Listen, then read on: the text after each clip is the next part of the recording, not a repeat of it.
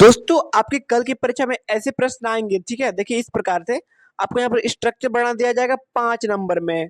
ठीक है, यहाँ पे देख सकते हैं आपको जो शॉर्ट नोट्स लिखना है नेमिंग रिएक्शन पे, उसमें भी 5 नंबर मिलेगा आपको। तो ये वीडियो पूरी तरीके से 5 नंबर का जो है महातांडव वीडियो होने वाला है। बस वीडियो के अंत तक बने रहिएगा, 5 नंबर का आपका एक भी प्रश्न नहीं छूटेगा, यानी कि 15 नंबर फिक्स हो जाएगा इस वीडियो को देखने के बाद। बस वीडियो को अंत तक जरूर बने रहिएगा। इससे पहले अगर आपने अभी तक हमारे इस यूट्यूब चैनल को सब्सक्राइब नहीं करा है तो भाई सब्सक्राइब कर रहे हो फटाफट। इसके बाद अगला लेक्चर अपलोड होगा और एक और महातांडव आने वाला है 3। तो देखो कुछ ऑर्गेनिक केमिस्ट्री का इम्पोर्टेंट रिएक्शन लेके आ गए हैं हम। तो वो हर साल लगभग पूछा जाता है कुछ नेम रिएक्शन, तो उसी नेम रिएक्शन लेके आ गए हैं कुछ कुछ। तो ऑर्गेनिक केमिस्ट्री तुम्हारा है क्या? ऑर्गेनिक केमिस्ट्री में ना कैलकुलेशन है ना कुछ दिक्कत है, खाली तुमको बॉन्ड तोड़ना रहता है, बॉन्ड जोड़ना रहता है। ऐसे बोलो कि तुम लोग ऑर्गेनिक केमिस्ट्री तोड़ो जोड़ो केमिस्ट्री है, तोड़ना है बॉन्ड जोड़ना है बॉन्ड, बस यही काम करना है ऑर्गेनिक केमिस्ट्री में। तो पहला सिंथेसिस देखो, पहला सिंथेसिस है तुम्हारे कोफ सिंथेसिस या बोलो फिर कोब रिएक्शन, कोब रिएक्शन भी बोला जाता है। तो उसमें होता क्या है देखो, तो कोब रिएक्शन में when phenol is treated with NaOH, phenol क्या होता है, तो व्हेन बेंजीन के ऊपर OH लगता है उसी से फिनॉल ना बोला जाता है। तो वो जब NaOH के साथ रिएक्ट करेगा वो क्या देगा, तो वो पहले बेंजीन के ऊपर ONa लगा होगा देखो, उसको बोला जाता है सोडियम फेनोक्साइड, सोडियम फेनोक्साइड देता है। फिर सोडियम फेनोक्साइड जब कार्बन डाइऑक्साइड के साथ रिएक्ट करता है इन प्रेजेंस ऑफ एसिड, तो वो क्या देता है, वो तुम्हारा ऑर्थो हाइड्रोक्सी बेंजीन एसिड, और फिर इससे इसका तुम्हारा कॉमन नेम हो गया सैलिसिलिक एसिड देता है। तो उसका मैकेनिज्म कैसे बनता है, चलो देखते हैं थोड़ा उसका मैकेनिज्म कैसे बनता है। तो पहले तुम्हारा हो गया फिनॉल। तो फिनॉल में क्या है तुम्हारा, तो बेंजीन OH लगा हुआ है, तो वो तुम्हारा होता है ज़्यादा इलेक्ट्रोनेगेटिव।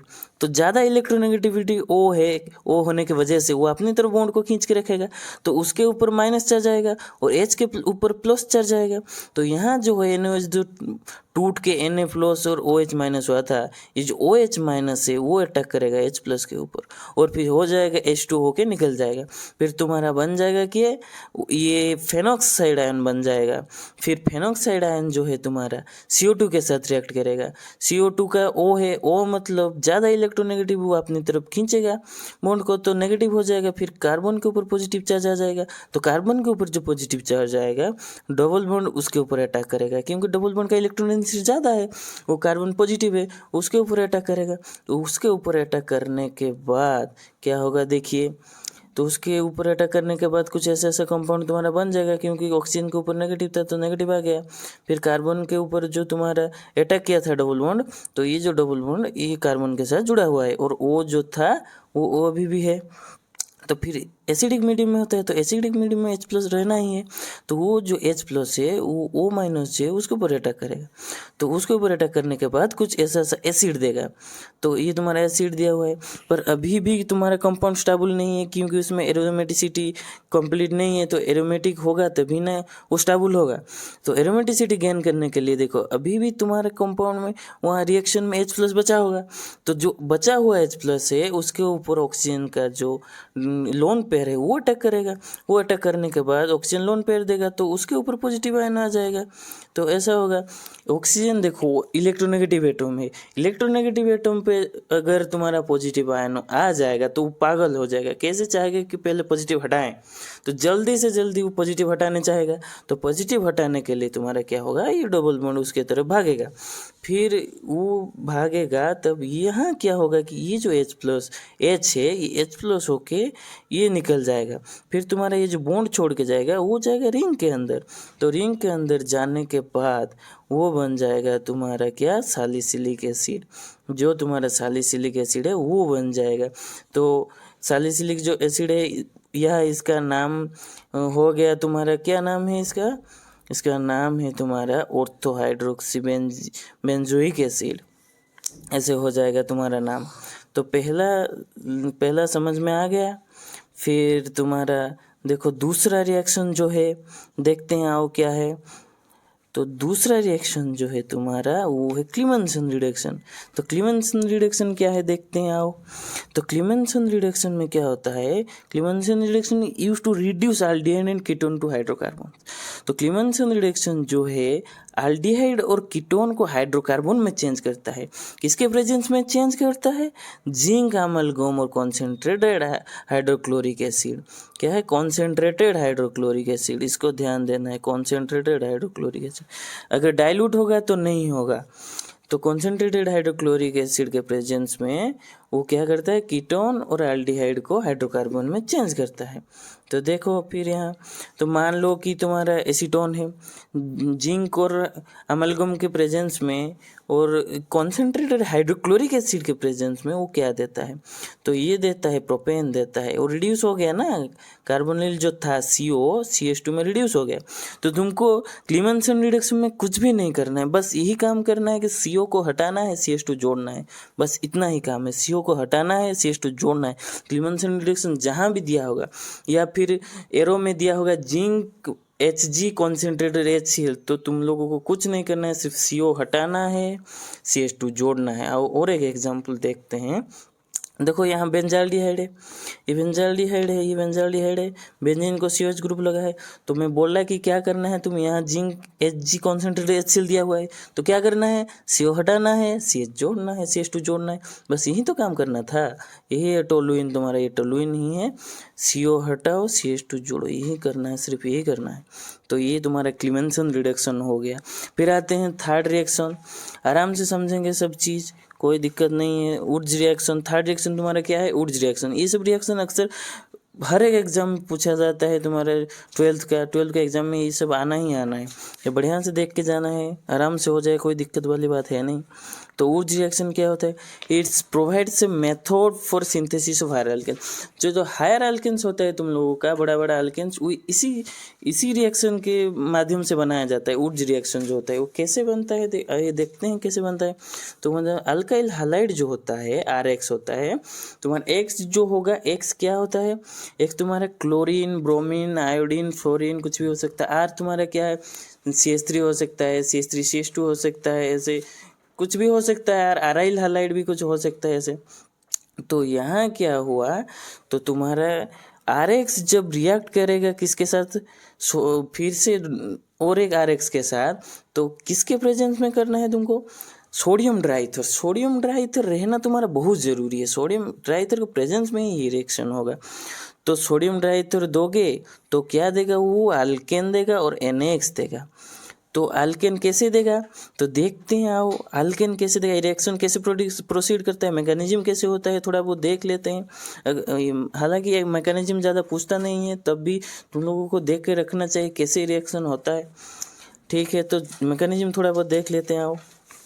तो क्या होता है कि तुम्हारा ये जो मैकेनिज्म जो है उसमें देखो, सोडियम जो है, सोडियम में 11 इलेक्ट्रॉन्स रहता है, तो आउटर मोस्ट में इलेक्ट्रॉन रहता है, वो दे सकता है, Na+ में स्टेबल रहता है, तो वो इलेक्ट्रॉन देता है। फिर आपका देखो RX जो है, RX में X ज़्यादा इलेक्ट्रोनेगेटिविटी है, ज़्यादा है X का। X तुम्हारा क्लोरीन, ब्रोमीन, आयोडीन, फ्लोरीन, ये इलेक्ट्रोनेगेटिव एटम है ना, तो वो अपने तरफ बॉन्ड को खींच के रखेगा, तो नेगेटिव चार्ज आएगा ना, तो R के ऊपर पॉजिटिव चार्ज आएगा। R के ऊपर पॉजिटिव चार्ज जब आएगा, ये जो इलेक्ट्रॉन था Na+ होके जो इलेक्ट्रॉन छोड़ा था वो आएगा R के पास, तो R ले लेगा, तो R बन जाएगा फ्री रेडिकल। तो फ्री रेडिकल जो बन गया, एक RX से तुम्हारा फ्री रेडिकल बन गया, तो फिर दूसरा RX में भी तो फ्री रेडिकल बनेगा तुम्हारा, दूसरा RX से भी तो फ्री रेडिकल बनेगा।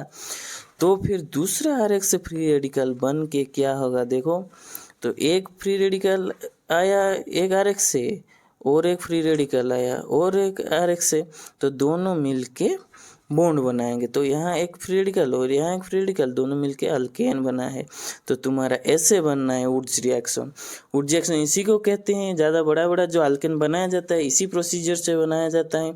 तो तुम्हारा वुड्स रिएक्शन समझ में आ गया तो कमेंट में बताइए और चैनल को सब्सक्राइब करिए।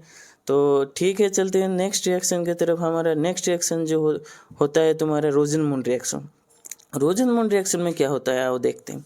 तो रोजनमूड रिएक्शन जो है तुम्हारा, Rosenmund reaction is the hydrogenation of an acyl chloride to an aldehyde.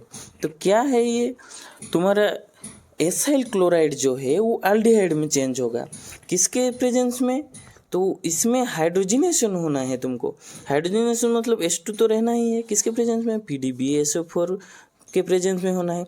Acetyl chloride जो एसाइल क्लोराइड है वो एल्डिहाइड में चेंज होगा। तो तुम्हारा देखते हैं एग्जाम्पल देखते हैं। तो तुम्हारा ये जो हो गया RCOCl एसिड क्लोराइड है, तुम्हारा एसिड क्लोराइड है ना, तो H2 के प्रेजेंस में PDBS दिया जाए तो वो क्या देगा, तुम्हारा एल्डिहाइड देगा, एल्डिहाइड देगा और HCl होके निकल जाएगा।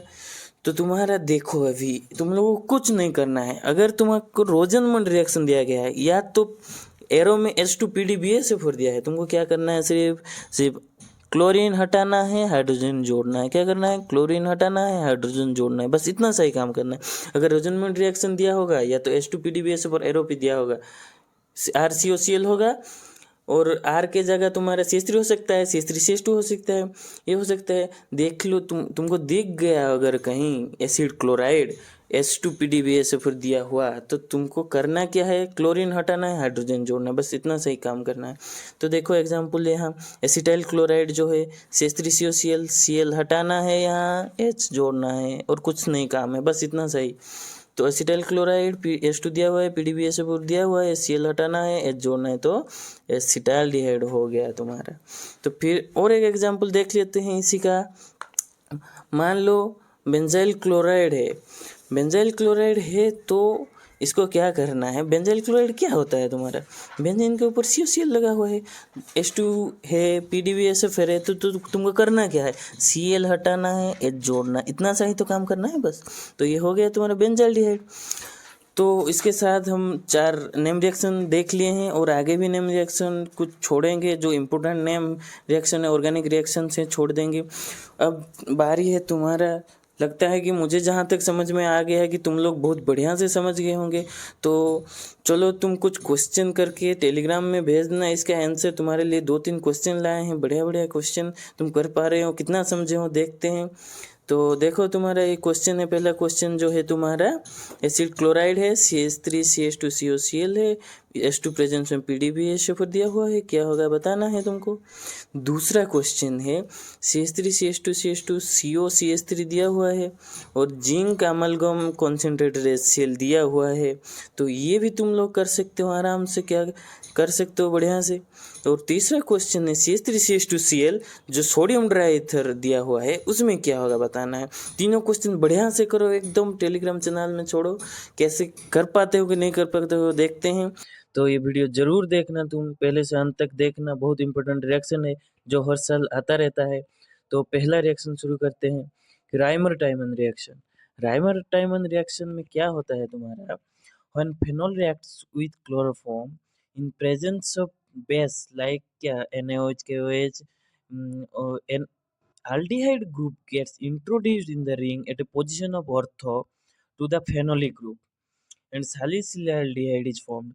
तो होता क्या है देखो बच्चों कि तुम्हारा फेनोल ग्रुप में जब CH Cl3 और KOH के साथ रिएक्ट करता है, एक CHO ग्रुप, एक एल्डिहाइड ग्रुप एंटर करता है कहाँ, ऑर्थो पोजीशन में। तुम लोगों को तो पता है ये ऑर्थो पोजीशन होता है, ये मेटा पोजीशन होता है और ये तुम्हारा पारा पोजीशन होता है।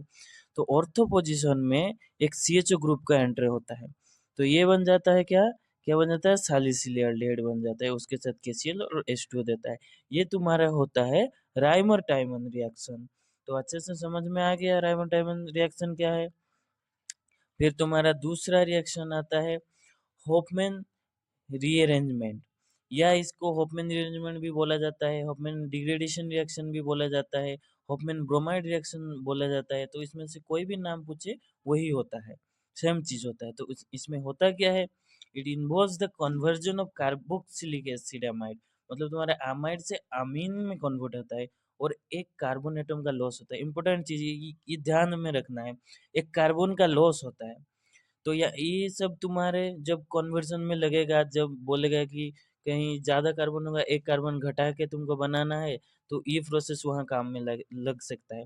तो तुम्हारे यहाँ क्या होता है, एसिड अमाइड जो है अमीन में कन्वर्ट होता है, ठीक है। तो क्या होता है देखते हैं, इन प्रेजेंस ऑफ Br2NaOH, किसके प्रेजेंस में होता है, ब्रोमीन और तुम्हारा सोडियम हाइड्रोक्साइड के प्रेजेंस में होता है। और शॉर्टनिंग ऑफ कार्बन चेन, वो तो बता दिया तुमको, शॉर्टनिंग ऑफ कार्बन चेन मतलब कार्बन का कमी होगा, पहले अमाइड में जितने कार्बन होगा अमीन में एक कार्बन कम होगा। तो रिएक्शन कैसे होता है देखते हैं। तो तुम्हारा ऐसी रिएक्शन होगा, RCONH2 ये तुम्हारा अमाइड हो गया, एसिडामाइड हो गया, Br2NaOH दिया गया है तो RNH2 होगा। देखो तुम ध्यान से, RCONH2 था ना, ये जो कार्बन है घट गया है, यहाँ RNH2 हो गया है, उसके साथ NaBr और Na2CO3 साइड प्रोडक्ट देगा। ठीक है, अच्छे से समझ में आ गया ये हॉफमैन डिग्रेडेशन रिएक्शन या हॉफमैन रीअरेंजमेंट जो भी बोलो। तो चलते हैं नेक्स्ट रिएक्शन की तरफ। ठीक है, तो नेक्स्ट रिएक्शन तुम्हारा है सैंडमेयर्स रिएक्शन। सैंडमेयर्स रिएक्शन में क्या होता है, देखो ये एक सब्स्टिट्यूशन रिएक्शन है। सब्स्टिट्यूशन रिएक्शन ये कहाँ यूज होता है, ज्यादातर अराइल हैलाइड तैयार करा जाता है, किससे, अराइल डायजोनियम सोल्ट से। अराइल डायजोनियम सोल्ट से अराइल हैलाइड तैयार करने के लिए सैंडमेयर रिएक्शन का यूज होता है। तो ये एक example of radical nucleophilic aromatic substitution reaction है। ठीक है, इसमें होता क्या है देखते हैं। इसमें होता है ये है कि व्हेन ए प्राइमरी एरोमेटिक अमीन, जब एक प्राइमरी एरोमेटिक अमीन डिजोल्व होता है किसमें, मिनरल एसिड में, और किसके साथ रिएक्ट करता है, सोडियम नाइट्राइड। सोडियम नाइट्राइड क्या होता है, NaNO2। NaNO2 के साथ जब रिएक्ट करता है वो क्या देता है, डायजोनियम छोड़ देता है। तो डायजोनियम सोल्ट देखो, ये है अमीन तुम्हारा। तो अमीन जब NaNO2HX के साथ रिएक्ट करेगा क्या देगा तुम्हारा, अराइल डायजोनियम सोल्ट। ये है डायजोनियम सोल्ट N2 प्लस जो है तुम्हारा डायजोनियम सोल्ट देता है। ठीक है, तो उसके बाद क्या देगा देखो, जब डायजोनियम सोल्ट बन गया होगा उसके साथ वो CuX के साथ रिएक्ट करेगा, यानी कि क्यूप्रोस हैलाइड के साथ रिएक्शन करेगा। और क्यूप्रोस हैलाइड के साथ रिएक्शन करके क्या करेगा, वो साथ में N2 निकाल लेगा और X बच जाएगा। तो तुम्हारा बनना ये है कि अराइल हैलाइड बनेगा। क्या बनेगा, अराइल हैलाइड। देखो यहाँ N2X था डायजोनियम सोल्ट, CuX रिएक्ट किया, X बच गया और तुम्हारा N2 निकल गया। तो N2 निकल गया तो ये होता है तुम्हारा अराइल हैलाइड बन गया। तो ये तुम्हारे कौन रिएक्शन हुआ, ये तुम्हारा सैंडमेयर रिएक्शन हो गया। तो और कुछ सैंडमेयर रिएक्शन का एग्जांपल देखते हैं हम लोग, कैसे क्या बनता है। तो तुम्हारा NH2 हुआ, NaNO2HX दिया गया तो क्या हो गया, डायजोनियम सोल्ट बन गया।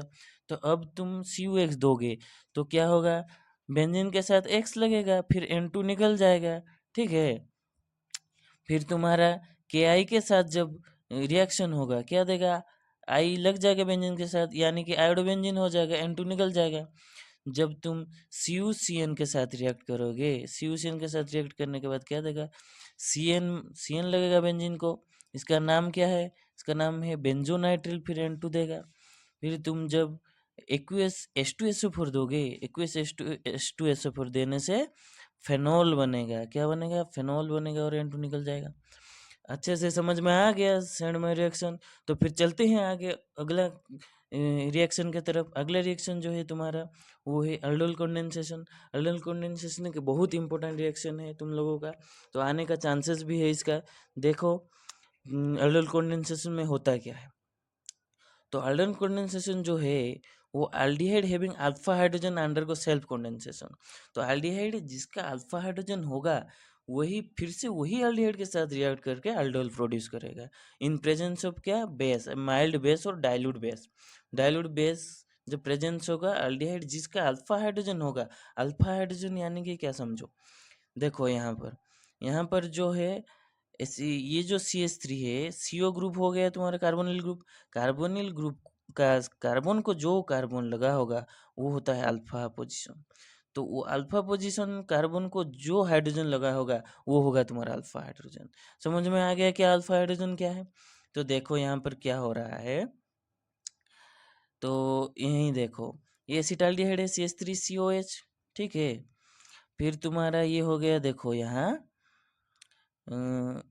देखो ये अल्फा हाइड्रोजन है तुम्हारा, अल्फा हाइड्रोजन है कि नहीं, ये है तुम्हारा कार्बोनिल ग्रुप, इसके कार्बन को ये कार्बन लगा है तो ये अल्फा कार्बन है, ये अल्फा हाइड्रोजन है, ये दोनों भी अल्फा हाइड्रोजन है। ठीक है, तो तुम्हारा अल्फा हाइड्रोजन जो है वो लगेगा जाके इसको अटैक करेगा, तो तुम्हारा अभी बन जाएगा अल्डोल। ऐसे बनता है तुम्हारा अल्डोल। ठीक है, अल्फा कार्बन रहना बहुत ही जरूरी है, नहीं तो रिएक्शन नहीं होगा। देखते हैं अगला एग्जाम्पल क्या होता है। देखो तो अगला एग्जाम्पल अगर हम लोग देखेंगे तो तुमको दिखाई देगा कि ये देखो ये एक एल्डिहाइड लिए हैं हम, ये कार्बन जो है ये कार्बन को तीनों CH3 ग्रुप लगा है, यहाँ पे H है ये कार्बन में, ये अल्फा पोजीशन है, तो ये अल्फा पोजीशन में H नहीं है तो इसमें अल्फा हाइड्रोजन ही नहीं है, इसमें भी नहीं है अल्फा हाइड्रोजन, तो ये रिएक्शन ही नहीं करेगा, नो रिएक्शन, रिएक्शन ही देगा ही नहीं। समझ में आ गया क्या है ये? तो aldol कंडेंसेशन आशा करता हूँ कि समझ में आ गया होगा। तो चलते हैं नेक्स्ट, स्टीफन रिएक्शन क्या होता है देखते हैं। नेक्स्ट रिएक्शन हमारा, तो स्टीफन रिएक्शन में क्या होता है कि नाइट्रिल्स, नाइट्रिल्स क्या होता है, अल्केन, नाइट्रिल जो CN ग्रुप लगता है अल्केन को, तो उसे नाइट्रिल्स बोला जाता है, या तुम बोलो अल्काइल सियानाइड भी बोल सकते हो। तो nitriles are reduce to imine, imine hydrochloride. तो नाइट्रिल तुम्हारा किस में कन्वर्ट होता है, रिड्यूस होता है इमीन हाइड्रोक्लोराइड में कन्वर्ट हो जाता है, किसके प्रेजेंस में, बास्टानोस क्लोराइड SnCl2 प्रेजेंस में, HCl के प्रेजेंस में नाइट्रिल किस में कन्वर्ट होता है, इमीन हाइड्रोक्लोराइड में कन्वर्ट होता है। फिर वो हाइड्रोलिसिस उसको फर्दर किया जाता है, तो वो हो जाता है एल्डिहाइड हो जाता है, और इसी रिएक्शन को हम स्टीफन रिएक्शन नाम देते हैं। ठीक है, तो होता क्या है देखो, तो होता ये है कि अल्केन नाइट्रिल जो है RCN, वो H के साथ रिएक्ट करके इन प्रेजेंस ऑफ SnCl2 वो बनाता है क्या, इमीन हाइड्रोक्लोराइड। क्या बनाता है, इमीन हाइड्रोक्लोराइड, ये होता है तुम्हारा इमीन हाइड्रोक्लोराइड। ठीक है, फिर फर्दर जब वो H3O+ मतलब हाइड्रोलिसिस जब किया जाता है, वो तुम्हारा देता है क्या है, एल्डिहाइड देता है और NH4Cl देता है। जैसे कि एग्जाम्पल के तौर पे देखें तो हम लोग देखेंगे कि देखो ये CH3CN, तो ये क्या हो गया, मिथाइल नाइट्रिल। तो मिथाइल नाइट्रिल जो है H2 के साथ रिएक्ट करता है SnCl2 HCl के प्रेजेंस में, तो देता क्या है, ये देता है तुम्हारा इंटरमीडिएट। फिर H3O+ जब हाइड्रोलिसिस किया जाता है CH3CHO देता है, मतलब एसिटाल्डिहाइड देता है। समझ में आ गया, क्या देता है, एसिटाल्डिहाइड देता है। मतलब तुम्हारा यही सिर्फ काम है कि CN को हटाना है, CHO को जोड़ना है, CN को हटाना है, CH को जोड़ना है, इतना सा ही काम करना है इस रिएक्शन में। ठीक है, तो चलते हैं अगले रिएक्शन की तरफ, आशा करता हूँ वो वाला समझ में आ गया होगा। फिर देखते हैं ऊर्ज फिटिंग रिएक्शन क्या होता है, पहले भी बताया था कि ऊर्ज रिएक्शन क्या होता है। अब देखते हैं ऊर्ज फिटिंग क्या होता है।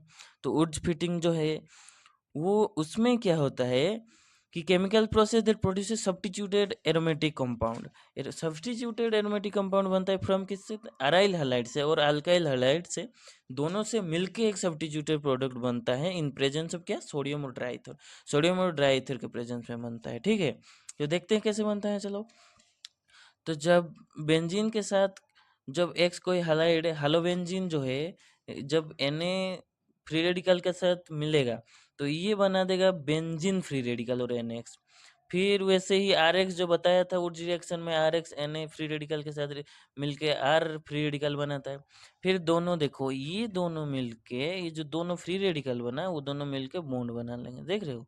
तो ये सब्स्टिट्यूटेड तुम्हारा सब्स्टिट्यूटेड प्रोडक्ट बन गया है। तो इसी तरह वुड फिटिंग रिएक्शन भी देख लिए हम लोग, इसी तरह बहुत सारा name reaction, organic important reaction देख लिए हम लोग।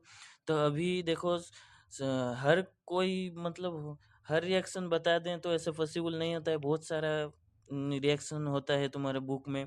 तो इम्पोर्टेंट बता दिए, और भी 2-3 इम्पोर्टेंट है, तुम लोगों को देखना है, ये इसको भी छोड़ना नहीं है। तो क्वेश्चन एग्जाम में करना ही है, बहुत सारा बता दिए फिर, और ये 3 इम्पोर्टेंट है, और सारा बहुत सारा भी है, तभी ये तीनों को करना है, इम्पोर्टेंट है। जो तुम्हारा कार्निजेरस रिएक्शन हो गया, कार्बाइल अमाइड टेस्ट हो गया, और तुम्हारा हेल वोलार्ड जिलेंस्की रिएक्शन हो गया, ये तीनों भी तुमको एक देखना है थोड़ा बहुत, और वीडियो को लास्ट तक जरूर देखना है। बताया था कि सर कुछ रिएक्शंस बता दो कन्वर्जन वगैरह, तो कन्वर्जन जो है तुम लोगों को चीज़ें सीखते जाना है। ठीक है, जब तुम रिएक्शंस अच्छे से सीख जाओगे ना तो कन्वर्जन अपने आप होने लगेगा। तो तुम लोग रिएक्शन पहले सीख लो थोड़ा बहुत जितना बताया हुआ है, फिर और कुछ तुम्हारा बुक वगैरह से सीख लो, तब तुमको चीज़ें आसान होता जाएगा। तो तुमको समझ में आ जाएगा क्या करना है, कैसे करना है, क्या करने से कहाँ जाना है, फिर वो रिएक्शंस कैसे प्रोसीड होगा। ठीक है, तो चलो देखते हैं पहला क्वेश्चन क्या है। तो तुम्हारा पहला जो क्वेश्चन आता है, मीथेन इथेन में कैसे कन्वर्ट होता है। ठीक है, तो मीथेन क्या होता है, तुम्हारा CH4 मीथेन होता है ना। तो जो मीथेन है तुम्हारा CH4, तुम्हारा इथेन क्या होता है, CH3CH3 होता है ना। तो CH4 से तुम कैसे CH3CH3 में जाओगे। तो पहला बात तो है तुमको ये माइंड में आना चाहिए। तो CH3CH3 बनता कैसे, तो पहले देखो तुमको करना क्या है। जब तुम CH4 में Cl2 दोगे ना तो तुम्हारा CH3Cl बन जाएगा, ठीक है। CH3Cl बन जाएगा, बनेगा कि नहीं बनेगा, बनेगा ना। तो तुम्हारा जब CH3Cl में जब सोडियम ड्राई ईथर डालोगे तो तुम्हारा बन जाएगा क्या, इथेन, CH3CH3।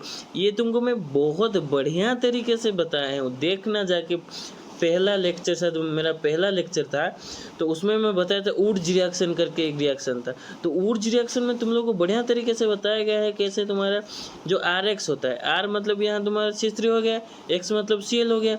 तो जो RX है सोडियम ड्राईथर के साथ मिलके कैसे RR बनाता है, मतलब CH3 यहाँ बनेगा। तो वो बताया गया है तुमको वीडियो में अच्छे तरीके से पूरा। तो ये बन गया तुम्हारा।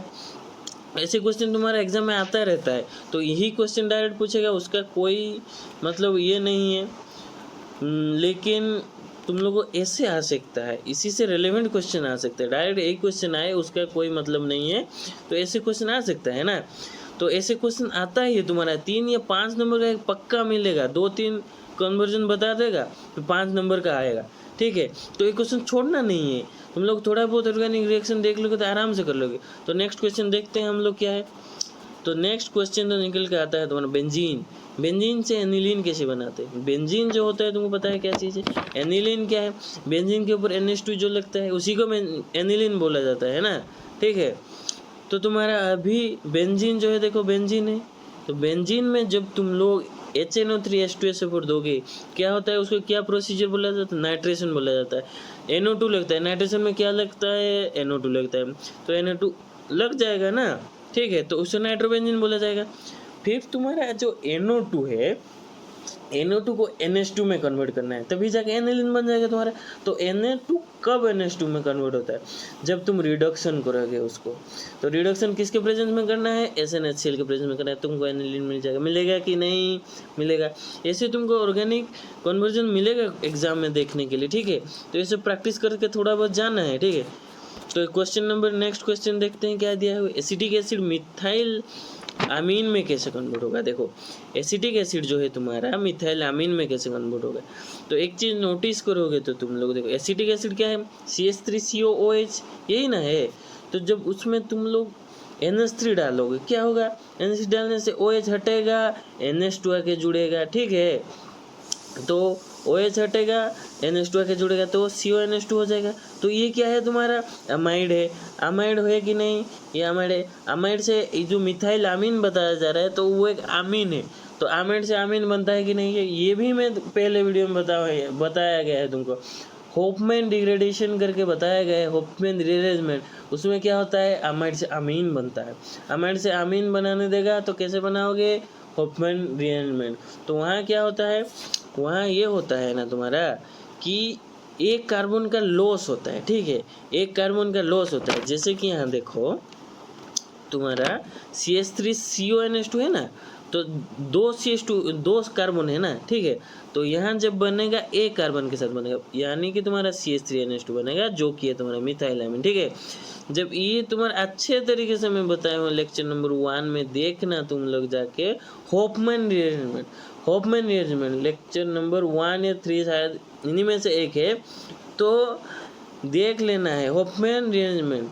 उसी में बताया गया है एसिड अमाइड से कैसे बनता है अमीन, ठीक है। ऐसे कन्वर्जन आ भी सकता है, ठीक है। तो नेक्स्ट देखते हैं कन्वर्जन कैसे क्या होता है। तो देखो बच्चों, फॉर्माल्डिहाइड से मिथाइल अल्कोहल कैसे बनाना है, ठीक है। फॉर्माल्डिहाइड से मिथाइल अल्कोहल, फॉर्माल्डिहाइड क्या है पता है तुम लोगों को, पता है कि नहीं है बताओ। HCOH, इसी को फॉर्माल्डिहाइड बोला जाता है ना। देखो तुम्हारा ये जो CO ग्रुप है वो रिड्यूस हो जाएगा, ठीक है। इसमें रिड्यूस होगा, CH2 में रिड्यूस होगा। लिथियम एल्यूमिनियम हाइड्राइड जब दिया जाता है ना, रिड्यूसिंग एजेंट है, एक रिड्यूस कराता है, तो CH3OH हो जाएगा। तुम्हारा एल्डिहाइड को किस में कन्वर्ट कर दिया है, अल्कोहल में कन्वर्ट कर दिया है। अगर तुम्हारा एक कीटोन भी होता, मान लो तुम्हारा CH3CO और तुम्हारा होता क्या होता, CH3 होता, तो क्या देता वो, तुम्हारा O हटा देते, तुम क्या लगा लेते, OH लगा देते, ठीक है। O हटा के OH लगा देते तो वो सेकेंड डिग्री अल्कोहल बन जाता। ये प्राइमरी अल्कोहल देखो, यहाँ तुम O हटा के OH लगा लो तो वही CH3OH हो जाएगा ना भाई। तो लिथियम एल्यूमिनियम हाइड्रेट दोगे तो क्या होगा, रिड्यूस हो जाएगा। अल्कोहल और मतलब अल्कोहल में रिड्यूस हो जाता है, कौन कौन रिड्यूस होता है, कीटोन और तुम्हारा एल्डिहाइड जो है वो अल्कोहल में रिड्यूस हो जाता है। इतना याद रहेगा, ठीक है। फिर देखते हैं नेक्स्ट क्वेश्चन तुम्हारा, यहाँ क्या बोलता है, वही एसिटिक एसिड कन्वर्ट होता है क्या, SO2 दिया जाता है तो ऐसे भी क्वेश्चन आता है, या तो कन्वर्जन आता है या PQRS दे देता है, तुमको निकालना होता है P क्या है Q क्या है, ठीक है।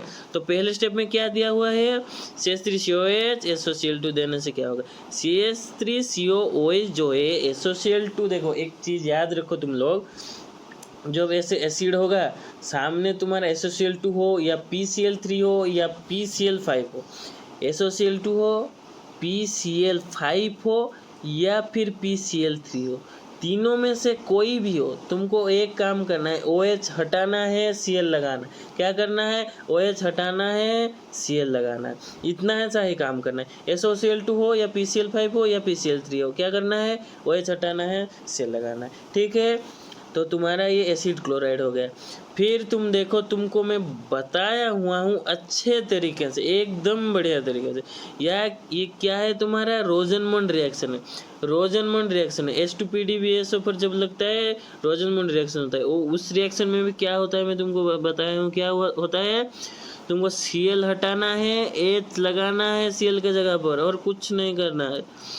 तो तुम्हारा CH3COH, Cl हट गया, H जुड़ गया, तो क्या हो गया तुम्हारा एसिटाल्डिहाइड। CH3 जो क्या है तुम्हारा एसिटाल्डिहाइड, याद रहेगा, ठीक है। तो इतना आसानी से हो जाएगा ये सब चीज़, ठीक है। ये सब देख के जाना है थोड़ा बहुत। फिर तुम्हारा नेक्स्ट रिएक्शन देखते हैं क्या है। नेक्स्ट रिएक्शन जो है तुम्हारा CH3CH2COH है, Cl2 रेड फॉस्फोरस और H2O के प्रेजेंस में क्या देगा।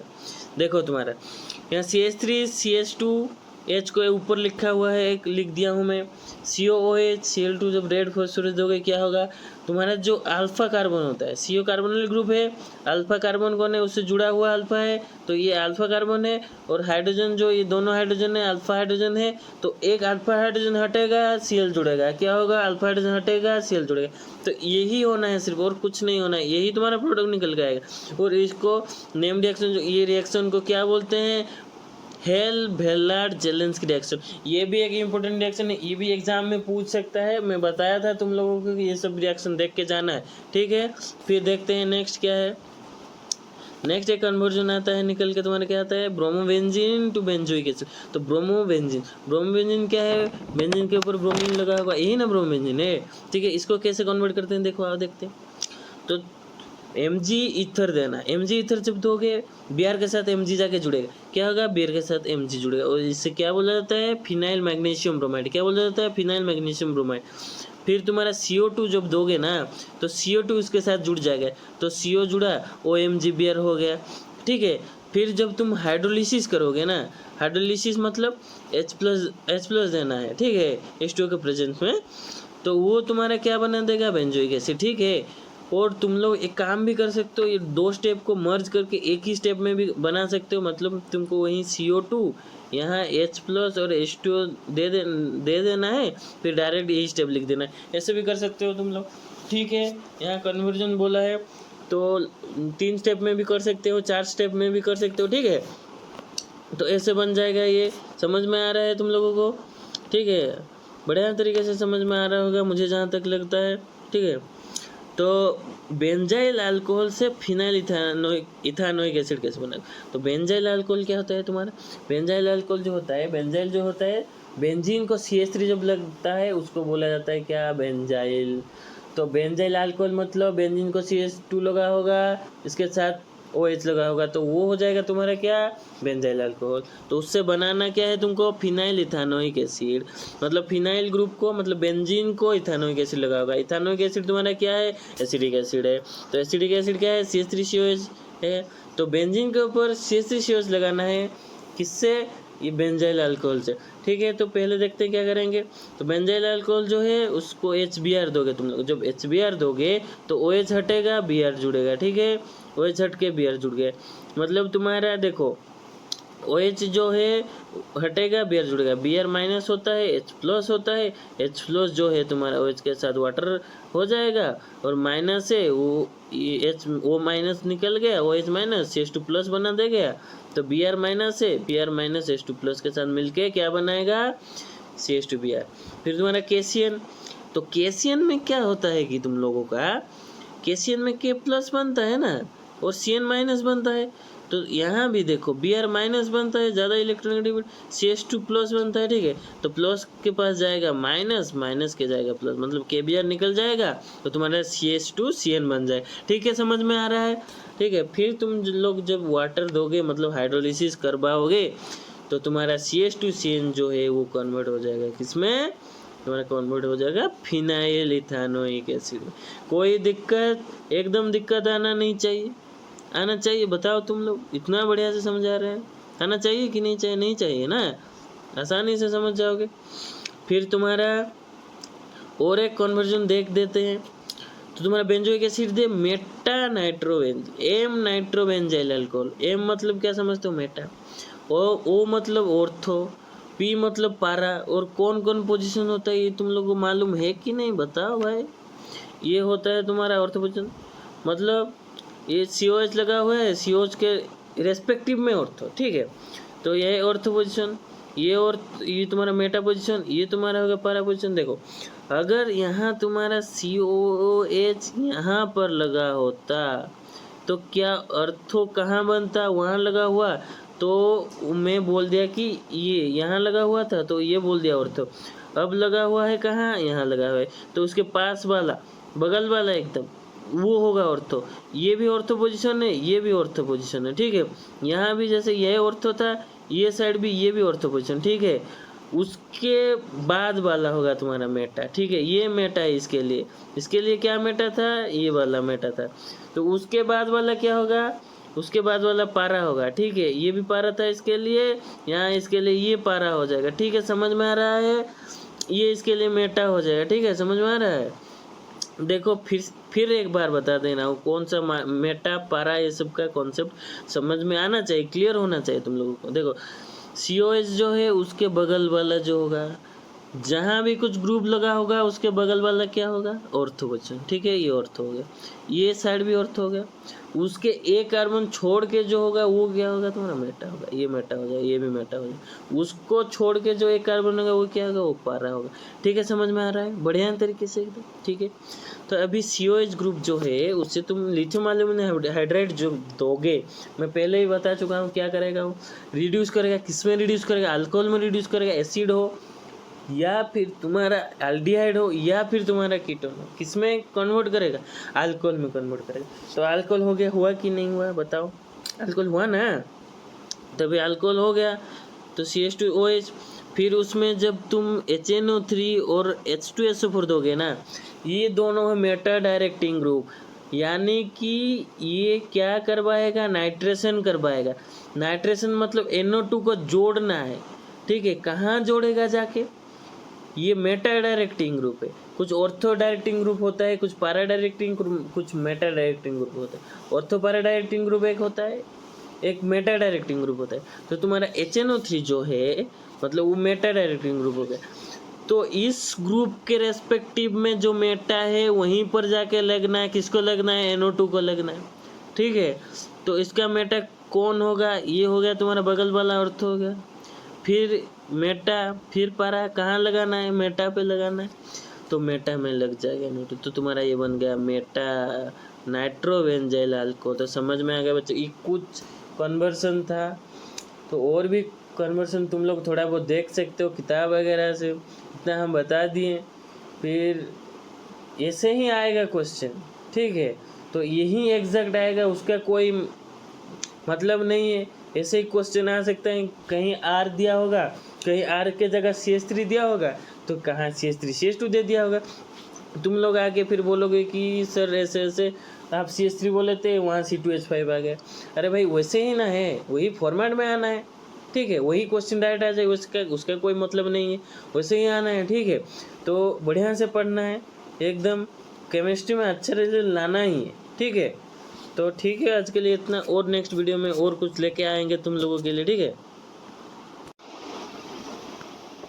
केमिस्ट्री तो मैथ्स से आगे निकल गया।